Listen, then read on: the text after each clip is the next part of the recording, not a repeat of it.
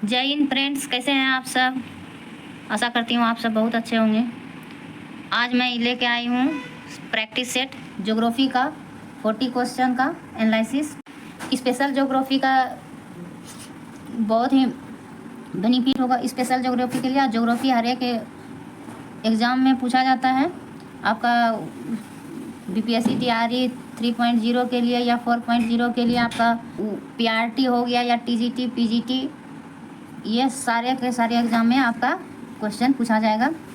तो चलिए, ये प्लेटफॉर्म का है सेट, शुरू करते हैं। ये प्लेटफॉर्म का है सेट नंबर 1 और आज से स्टार्ट है सेट नंबर 40 क्वेश्चन का जो है स्पेशल ज्योग्राफी। स्पेशल हिस्ट्री का मैं पहले डालूँगी, फिर 20 सेट हो जाएगा।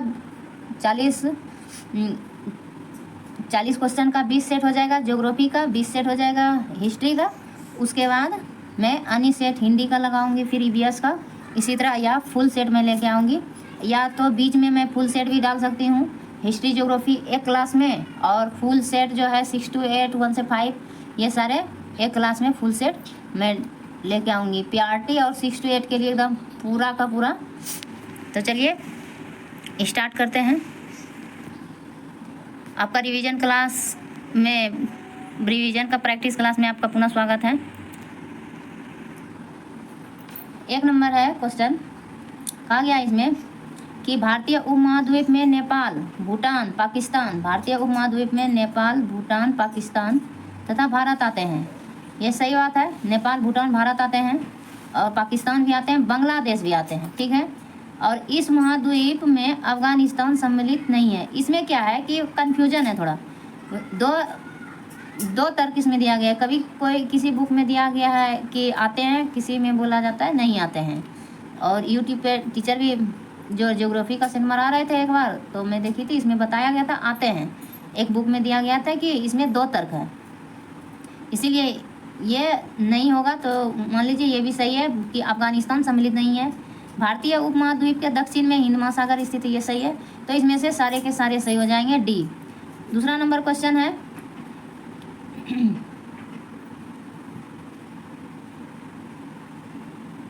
दूसरा नंबर है, पश्चिमी भाग में हिमालय की श्रेणियाँ पश्चिमी भाग में है। हिमालय की श्रेणियाँ का दक्षिण में, हिमालय की श्रेणियों का दक्षिण से उत्तर, नीचे से ऊपर, और निम्नलिखित में से कौन सा क्रम सही है। तो दक्षिण से उत्तर से जाना है, नीचे से ऊपर जाना है, दक्षिण से उत्तर हिमालय की श्रेणी को। तो महान हिमालय नहीं, पहले आएगा शिवालिक, हाँ ये आएगा, फिर लघु होगा, फिर महान आएगा, ये सही है। इसमें से और देख लेते हैं। तो शिवालिक महान नहीं, ये नहीं होगा, लघु महान शिवालिक नहीं होगा। तो बी नंबर आपका सही हो जाएगा। तो क्या है इसमें, बी नंबर आपका सही हो जाएगा। और अगला है तीसरा नंबर क्वेश्चन,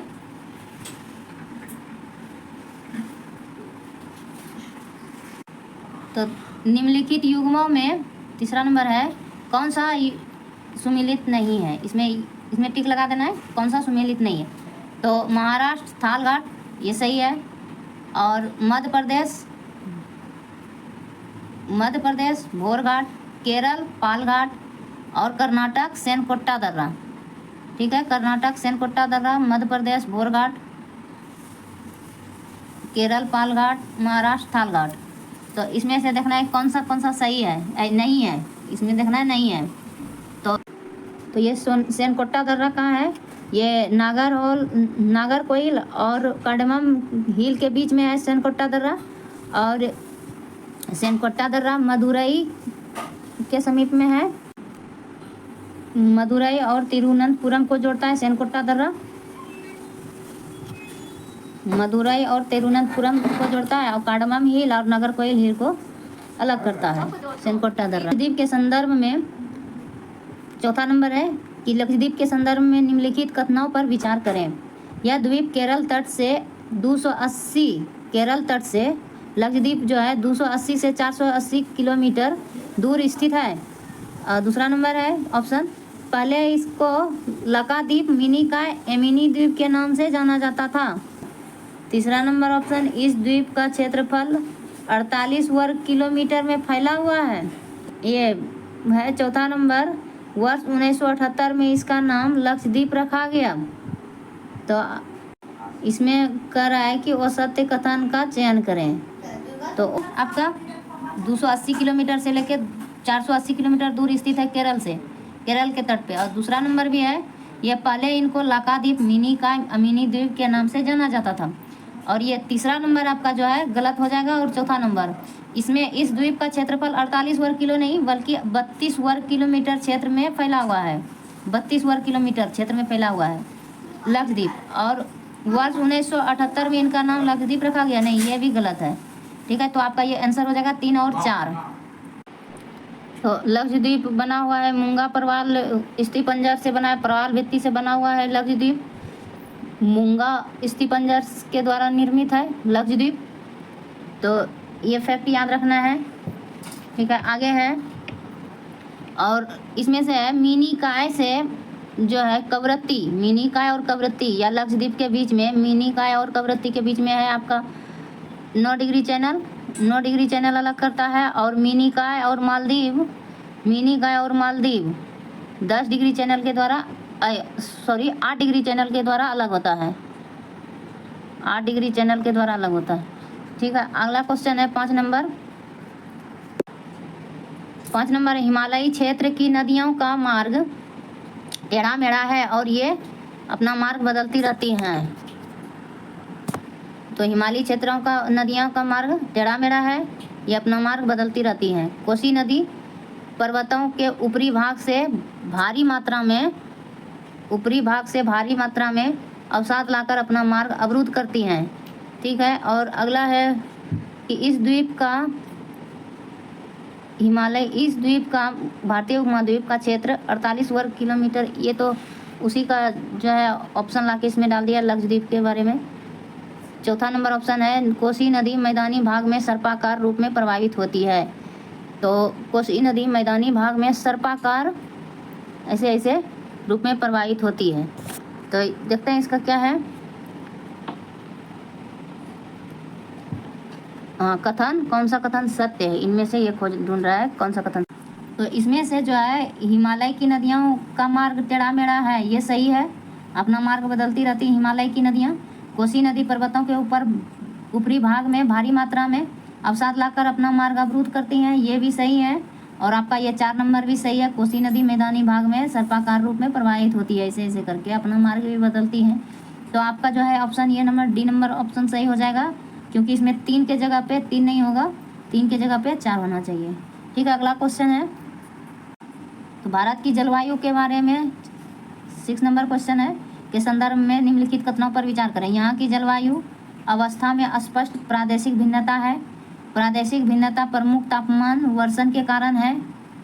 तो प्रादेशिक भिन्नता अवस्था में स्पष्ट प्रादेशिक भिन्नता है। यहाँ की जलवायु में प्रादेशिक भिन्नताएं मुख्यतः तापमान और वर्षण के कारण है। और आगे है सर्दी के समय, तीसरा नंबर ऑप्शन है, सर्दी के समय द्रास एवं तिरुवनंतपुरम के तापमान में अधिक अंतर रहता है। तो द्रास क्षेत्र और तिरुवनंतपुरम नीचे और दक्षिण से उत्तर में अधिक तापमान में अंतर रहता है। तो इसमें फिर पूछ रहा है कौन सा कथन सत्य है, आपका कौन सा कथन सत्य है। तो इसमें है कि ये नहीं होगा, इसमें है आपका हो जाएगा, इसमें हो जाएगा सर्दी के मौसम में द्रास तिरुवनंतपुरम के तापमान में अधिक अंतर रहता है। द्रास एवं तिरुवनंतपुरम में जो है अधिक अंतर रहता है, ये सही है, सही पूछ रहा है तो ये भी सही है। और आगे था आपका क्वेश्चन ये यहाँ की जलवायु अवस्था में स्पष्ट प्रादेशिक भिन्नता है, ये सही है आपका, ये भी सही है। यहाँ की जलवायु अवस्था में स्पष्ट प्रादेशिक भिन्नता है, ये सही है। और प्रादेशिक भिन्नता तापमान और वर्षा के कारण है, ये सही है। इसमें से सभी हो जाएगा सही, आपका ये हो जाएगा सही, डी नंबर ऑप्शन हो जाएगा आपका सही। आगे है 7 नंबर, मानसूनी वर्षा की विशेषताओं के संदर्भ में निम्न कथनों में कौन सा कथन औसत्य है। इसमें औसत्य चुनना है। तो इसमें 1 नंबर में है दक्षिण पश्चिम मानसून से प्राप्त होने वाली वर्षा मौसमी है। दक्षिण पश्चिम मानसून से प्राप्त मौसमी वर्षा है। फिर मौसमी वर्षा, बी नंबर ऑप्शन है मौसमी वर्षा, इसमें औसत चुनना है। याद रखना मानसूनी वर्षा में मानसून विच्छेद चक्रवातीय अवदाबों है उत्पन्न होता है, अवदाबों के द्वारा उत्पन्न होता है मानसूनी वर्षा। मानसूनी विच्छेद चक्रवातीय अवदाबों से उत्पन्न होता है। सी नंबर ऑप्शन है भारत में मानसूनी वर्षा का स्थानिक वितरण प्रत्येक स्थान पर एक समान होता है। डी नंबर है मानसूनी वर्षा उच्चावाच एवं भू आकृति द्वारा नियंत्रित होता है। तो इसमें से हो जाएगा आपका कौन सा औसत्य है, तो इसमें से हो जाएगा आपका कि आपका जो है दक्षिण पश्चिम मानसून से प्राप्त होने वाली मौसमी वर्षा, ये सही है आपका। तो इसमें गलत ढूंढना है। मानसूनी वर्षा में मानसून विच्छेद चक्रवातीय अवदाबों से उत्पन्न होता है, ये भी सही है आपका। भारत में मानसूनी वर्षा का स्थानिक वितरण प्रत्येक स्थान पर एक समान होता है, नहीं, ये प्रत्येक स्थान पर जो है एक समान नहीं होता है, भिन्न भिन्न प्रकार से होता है मानसूनी वर्षा। तो ये आपका गलत हो जाएगा। तो गलत का भाई गलत, जो ये सही हो जाएगा, यानी कि गलत का जोड़ा गलत, तो ये सही हो जाएगा सी का। और डी क्या है, मानसूनी वर्षा उच्चावाच एवं भू आकृति द्वारा नियंत्रित होता है, ये सही है आपका। तो आपका सी नंबर ऑप्शन सही हो जाएगा।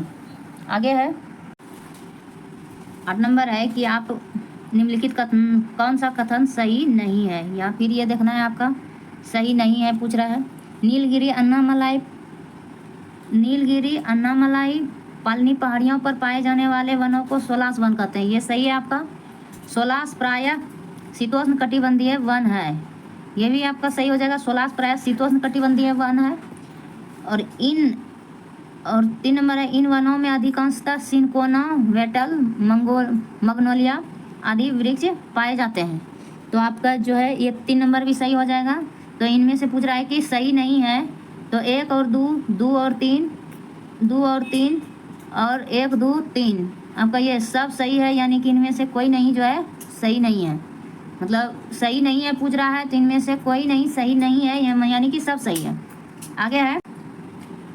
आगे है मृदा के बारे में। मृदा के विभिन्न सन स्तरों के संदर्भ में कौन सा कथन औसत्य, ये भी औसत्य पूछ रहा है। तो औसत्य इसमें 1 नंबर में है आपका, 1 नंबर में मृदा सन स्तर की पहली परत की रचना ढीली जनक सामग्री से होती है। दूसरा नंबर है मृदा की सबसे ऊपरी परत का निर्माण जैव पदार्थ, पोषक तत्व और जल के संयोजन से होता है। सी नंबर ऑप्शन है मृदा की दूसरी परत को संक्रमण की परत कहा जाता है, दूसरी परत को संक्रमण की परत कहा जाता है। डी नंबर में है कि मृदा परतों की व्यवस्था को मृदा परिच्छेदिका कहा जाता है। तो मृदा परत की व्यवस्था को मृदा परिच्छेदिका कहा जाता है। तो ऑप्शन इसमें औसत्य ढूंढना है, तो कौन सा इसमें से औसत्य, तो इसमें से औसत्य हो जाएगा आपका कौन सा, मृदा संस्तर की पहली परत की संरचना ढीली जनक सामग्री से होती है, नहीं, ये औसत्य हो जाएगा। ठीक है, आपका ए नंबर औसत्य हो जाएगा आपका। तो आपका जो है औसत्य हो जाएगा मृदा संस्तर वाला ए नंबर जो सही हो जाएगा। ये काहे कि गलत है, तो यही सही हो जाएगा। एक नंबर मृदा संस्तर की पहली परत की रचना ढीली जनक सामग्री से नहीं होती है। और बी नंबर में है मृदा सबसे ऊपरी परत का निर्माण जैव पदार्थ, पोषक तत्व, जल के संयोजन से होता है, ये सही है आपका। मृदा की दूसरी परत को संक्रमण की परत कहा जाता है, ये भी सही है। मृदा की दूसरी परत को संक्रमण का परत कहा जाता है। मृदा परतों की व्यवस्था को मृदा परिच्छेदिका कहा जाता है, ये भी आपका सही है। अगला क्वेश्चन है, तो इसमें से ऑप्शन नंबर ए हो जाएगा औसत्य। 10 नंबर क्वेश्चन है, सुमिलित करना है बहुउद्देशीय परियोजना और राज्य के बीच में बहुउद्देशीय परियोजना कौन कौन से हैं। तो भाखड़ा नंगल बांध, कोसी परियोजना, तुंगभद्रा परियोजना और नागार्जुन। तो इसमें से भाखड़ा नंगल हो जाएगा आपका हिमाचल प्रदेश। भाखड़ा और नंगल, भाखड़ा बांध जो है आपका हिमाचल प्रदेश में है और नंगल पंजाब में। ये दोनों जो है 23 किलोमीटर है, दोनों बांध अलग अलग है, भाखड़ा और नंगल बांध। तो भाखड़ा नंगल बांध 23 किलोमीटर दूर है नंगल बांध भाखड़ा बांध से। तो ये दोनों बांध है आपका हिमाचल प्रदेश और पंजाब के बीच में है। हिमाचल में है पूरी तरह से आपका भाखड़ा, और पंजाब और हिमाचल में हो गया आपका नंगल, और ये दोनों सतलुज नदी पे है स्थित। कोसी परियोजना हो गया आपका बिहार, तुंगभद्रा परियोजना हो गया आपका कर्नाटक, और नागार्जुन सागर हो गया तमिअति तेलंगाना और आंध्र प्रदेश। तो नागार्जुन तेलंगाना आंध्र प्रदेश में है। तो इस प्रकार आपका ये डी नंबर सही हो जाएगा, सॉरी डी नहीं, एक नंबर, एक का 1 2 3 4, हाँ क्रम से है, तो ए नंबर इसका सही हो जाएगा। आगे है तो चावल की खेती के फसलों के बारे में है, संदर्भ में कथनों पर विचार करें। चावल की खेती फसल के बारे में पूछ रहे हैं। तो यह खरीफ की फसल है। इसको उगाने के लिए औसत वार्षिक वर्षा 150 सेंटीमीटर से अधिक होनी चाहिए। धान की फसलें औस, अमन, बोरो आंध्र प्रदेश में बोई जाती है। तो इसमें से औस, अमन, बोरो आंध्र प्रदेश, ये बंगाल, ये सब का है। आंध्र प्रदेश, बंगाल, उड़ीसा, ये सब क्षेत्र का है। ये धान की फसलें उगाई जाती है। तो इसमें से हो जाएगा आपका 11 नंबर है खरीफ की फसल। ये तो सही हो जाएगा। ये हो जाएगा आपका बंगाल का है, तो ये सही नहीं, ये गलत हो जाएगा आपका, ये गलत हो जाएगा। और इसको उगाने के लिए औसत वार्षिक वर्षा 150 सेंटीमीटर से अधिक होनी चाहिए। तो आपका ये वाला सही हो जाएगा। क्या कहता है, केवल एक सही होगा, ठीक है। सत्य यहाँ चुनने बोल रहा था, केवल एक सही होगा। इसमें ये वाला सही नहीं होगा, 150 सेंटीमीटर से अधिक नीचे, ये गलत है आपका।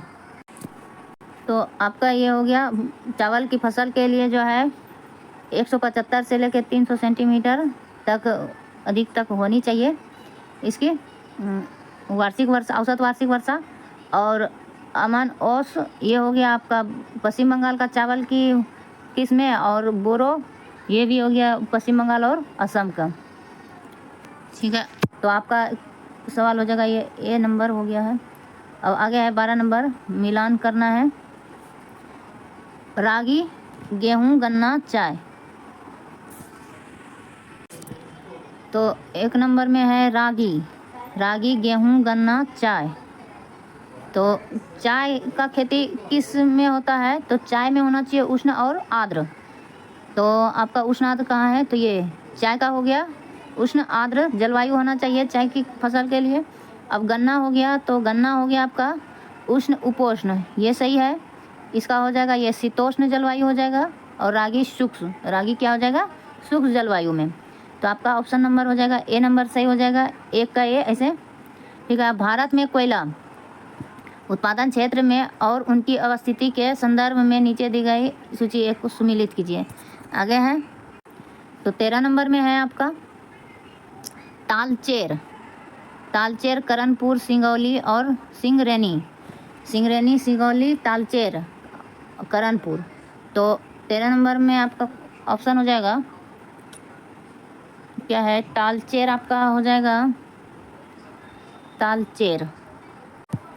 तो तालचेर हो गया आपका महानदी घाटी उड़ीसा में, तालचेर हो गया। और करणपुर हो गया, हो जाएगा आपका दामोदर नदी घाटी में। सिंगरैनी, सिंगरौली जो है, सिंगरौली सोन नदी घाटी हो गया। सिंगरौली कोयला का खान, सिंगरौली कोयला खान हो गया। सिंगरैनी हो गया आपका कोयला क्षेत्र, उत्पादक क्षेत्र हो गया सिंगरैनी। गोदावरी नदी घाटी, तो गोदावरी घाटी में आपका सिंगरैनी हो जाएगा कोयला का क्षेत्र। सिंगरौली हो जाएगा आपका सोन नदी घाटी। तो इस प्रकार तालचेर हो गया महानदी घाटी उड़ीसा में हो गया। तो एक का हो गया 4, बी का हो गया 1, तो 1 का 4, बी का 1, 2 का हो गया आपका सी का हो जाएगा 2, ठीक है। आपका ए नंबर ऑप्शन सही हो जाएगा। सिंगरैनी हो गया गोदावरी नदी घाटी में, सिंगरौली सोन नदी, ये ध्यान रखना है। 14 नंबर हो गया क्वेश्चन में इस्पात कंपनी और संबंधित राज्यों के बारे में पूछ रहे हैं। तो दुर्गा इस्पात हो जाएगा आपका दुर्गापुर, पश्चिम बंगाल हो गया। विश्वेश्वरैया हो गया iron and steel work, wizard इस्पात संयंत्र सेलम इस्पात सलेम। और आगे हो जाएगा आपका Visvesvaraya iron and steel works, Visvesvaraya iron and steel work हो गया आपका यहाँ बी का, पहले इसमें इधर मिला देती हूँ। सेलम हो गया आपका तमिलनाडु, एक हो गया Visvesvaraya iron and steel. Vizag हो जाएगा आपका इधर, विश्वेश्वरैया हो गया कर्नाटक। और विजाग संयंत्र हो जाएगा आपका आंध्र प्रदेश। तो आपका 2 हो जाएगा, 1 का 2, 1 का 2, बी का हो जाएगा 3, बी का 3, सी का हो जाएगा आपका 4, सी का 4,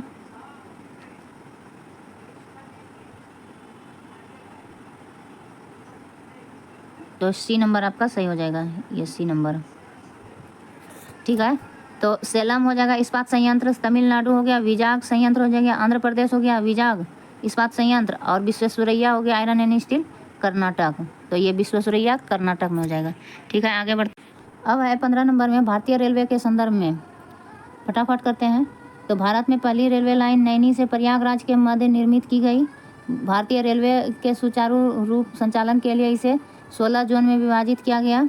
तो इसमें से ऑप्शन में हो जाएगा आपका बी नंबर ऑप्शन सही हो जाएगा, ए और बी दोनों सही हो जाएगा। भारतीय रेलवे सुचारू संचालन 16 जोन में विभाजित है, ये सही है। पहली रेलवे नैनी और प्रयागराज में निर्मित की गई है, ये भी सही है। चलिए 16 नंबर में है जनसंख्या वृद्धि की प्रवस्था के संदर्भ में कथनों पर विचार करें। तो जनसंख्या की प्रवस्था क्या है? 1921 से 51 के दशकों को जनसंख्या नकारात्मक वृद्धि की अवधि के रूप में जाना जाता है। नहीं, ये तो हो जाएगा 11 से 21 के बीच में हो जाएगा आपका 11 से 21, 1911 से 21। फिर 1951 से 61 के दशकों को भारत में जनसंख्या की स्थिर वृद्धि वृद्धि दर के रूप में जाना जाता है, स्थिर वृद्धि दर के रूप में जाना जाता है। तीसरा नंबर है 1981 के पश्चात वर्तमान तक देश की जनसंख्या 1981 के बाद वृद्धि को जनसंख्या विस्फोटक की अवधि माना जाता है। तो इसमें से हो जाएगा, ले पूछ क्या रहा है, तो औसत्य पूछ रहा है, तो इसमें से सभी गलत हो जाएगा। ये नकारात्मक वृद्धि तो ये हो गया, ये भी गलत हो गया आपका। ये 51 से 61 के दशक में भारत की जनसंख्या स्थिर नहीं होगा, ये भी गलत हो जाएगा आपका। उसके 21 के बाद से ही ये हुआ था स्थिर वाला। उसके बाद 81 के दशक को वर्तमान देश थे, ये जनसंख्या विस्फोट, ये भी गलत हो जाएगा आपका। तो तीनों आपका हो गया गलत हो गया, तीनों गलत। तो ये डी नंबर ऑप्शन सही हो जाएगा। 17 नंबर क्वेश्चन है अब। 17 नंबर पर्यावरण के संदर्भ में है, कौन सा कथन औसत्य पूछा गया है? तो हरे पौधे अपने मृत अवयवों को अपघटित कर सकते हैं। तो मृत अवयव को अपघटित कर सकते हैं, तो ये आपका हो गया गलत हो जाएगा, क्योंकि हरे पौधे जो है मृत अवयवों को अपघटित नहीं कर सकते हैं। हरे पौधे मृत अवयव को अपघटित कभी भी नहीं कर सकते हैं। ठीक है, मृत अवयव को अपघटक जीव अपना भोजन स्वयं नहीं बना पाते। अपघटक जो जीव है वो अपना भोजन स्वयं नहीं बना पाते। हाँ, तो ये सही है, सही बात है कि ये स्वयं अपना भोजन अपघटक जीव नहीं बना पाएगा। जैव मंडल पर्यावरण के अध्ययन की आधारभूत इकाई है। तो जैव मंडल पर्यावरण का आधारभूत इकाई है, ये सही है। जैव मंडल में भौतिक एवं जैविक दोनों तत्व विद्यमान होता है, ये भी सही है। तो आपका ये सब हो जाएगा, एक प्रकार से क्वेश्चन के अनुसार गलत हो जाएगा, और ये आपका निगेटिव का भाई निगेटिव सही हो जाएगा। आगे है, इसमें 18 नंबर में क्वेश्चन है ऊर्जा प्रवाह के संदर्भ में, पारिस्थितिक तंत्रों के लिए ऊर्जा का एकमात्र स्रोत सूर्य है। तो ये हो गया आपका सही हो जाएगा। ऊर्जा का एकमात्र स्रोत जो है सूर्य ही है, और पादप केवल 30 से 40% ऊर्जा प्रकाश संश्लेषणात्मक प्रक्रिया द्वारा ग्रहण करते हैं। तो इसमें से क्या पूछ रहा है, कथन कौन सा कथन औसत्य है? तो इसमें से पादप 30 से 40% ऊर्जा का प्रकाश संश्लेषणात्मक प्रक्रिया द्वारा ग्रहण करते हैं। नहीं, ये बात हो गया गलत, गलत का भाई हो गया गलत। तो ये हो जाएगा आपका सही, केवल 2 नंबर जो है आपका सही हो जाएगा। अब आगे है, तो अगला क्वेश्चन है 19वां नंबर, ऑक्सीजन चक्र से संबंधित है। तो इसमें से पूछ रहा है कि सत्य कौन सा है? प्रकाश संश्लेषण प्रक्रिया का मुख्य सपरिणाम ऑक्सीजन है। हाँ, तो प्रकाश संश्लेषण का परिणाम क्या होता है? आपका ऑक्सीजन निकलता है प्रकाश संश्लेषण के बाद, तो ये आपका सही हो जाएगा। और सत्य भी पूछ रहा है, पौधों में वाष्पोत्सर्जन प्रक्रिया के उपरांत नाइट्रोजन वायुमंडल में समाई होता है। नहीं, ये गलत बात है, नाइट्रोजन नहीं होता है वाष्पोत्सर्जन प्रक्रिया के दौरान, ऑक्सीजन होता है। और कार्बन डाइऑक्साइड ग्रहण होता है।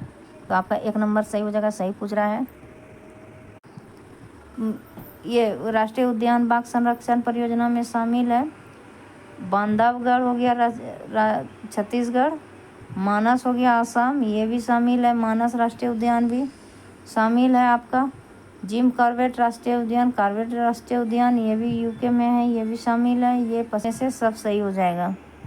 अगला आपका 21 नंबर में क्वेश्चन है, भारत में वायुमंडल और वायु प्रदूषण के संदर्भ में है आपका निरोध नियंत्रण अधिनियम 1981 में लागू हुआ, ये सही है आपका।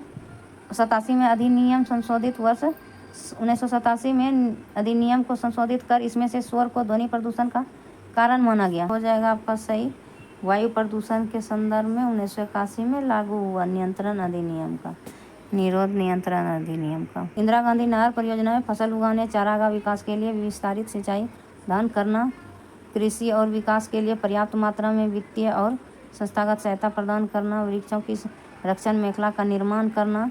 तो आपका इसमें से सभी हो जाएगा, क्योंकि ये राजस्थान में है इंदिरा गांधी नहर परियोजना, जो कि आपका सिंचाई, संस्थागत सिंचाई, पर्याप्त मात्रा में कृषि का विकास करना आ जाएगा, वित्तीय संस्थागत सहायता, वृक्षों की रक्षण मेखला का निर्माण करना, फसल उगाने का चारागाह विकास करना, ये सब सम्मिलित है।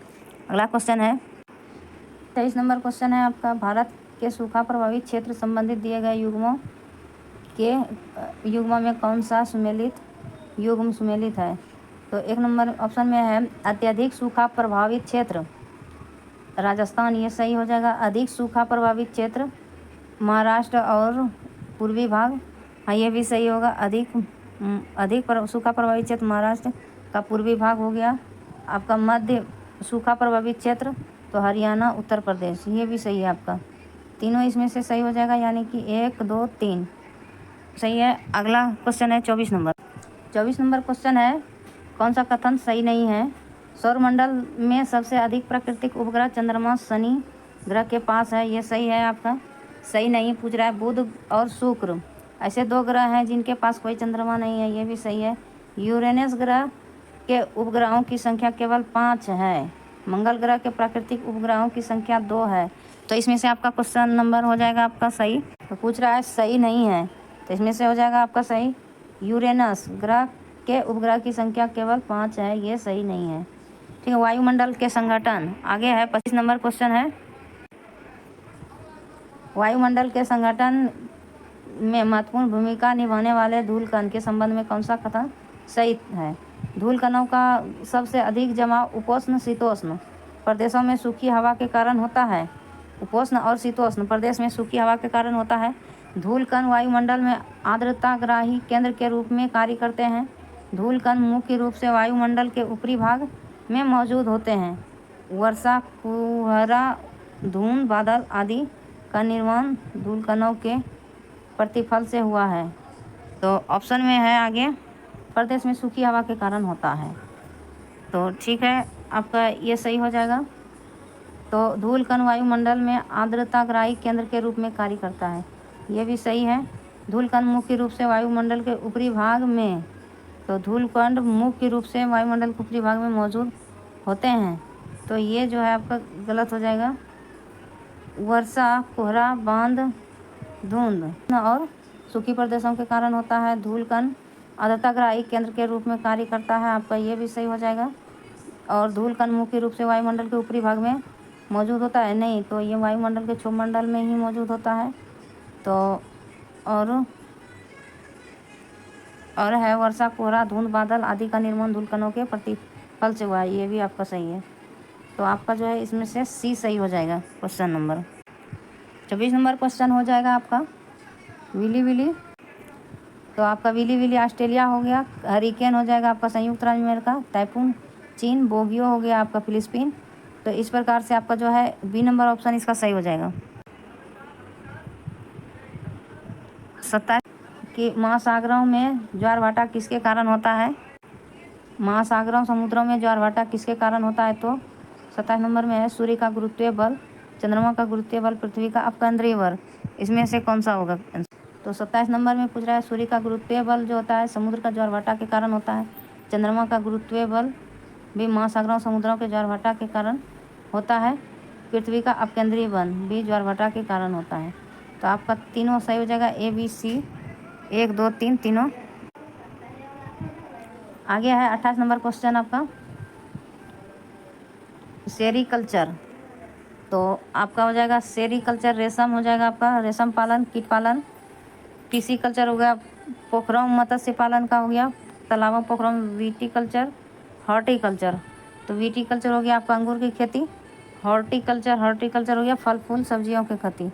तो एक का हो गया 3 और बी का हो गया 1, एक का हो गया 3, बी का 1 हो गया और सी का 4 हो गया आपका और डी का 2 हो गया।